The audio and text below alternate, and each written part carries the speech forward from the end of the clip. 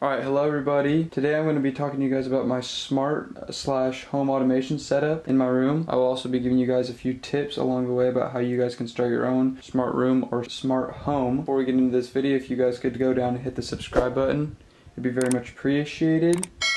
So let's get into it. So the first thing that is crucial, in my opinion, for starting your smart room or smart home is to have a smart speaker like this. So you can get Alexa, Google Home, or Apple HomeKit. I went with the Google Home because I liked it and liked how it looked, and it was on sale at Costco. So I picked up a few for my house right here. With these smart speakers, the next thing you're going to need is an app. So obviously I went with the Google Home app, which is really easy to use and set up new devices, and even easy to navigate to the app to find what you need. I use other apps such as the If This Then That app, which allows me to shut off lights at certain times, make scenes and stuff like that. It's a really nice app. You guys can check it out if you would like. So this is one of the most important first parts right here. I think the smart speaker is really important to your setup. Next, of course, you're going to need lighting, which I have these lights right here on the back of my TV, on the back of my desk, and over here in my room. I did a video about these lights, all these lights in my room right here, so check the card at the top of the screen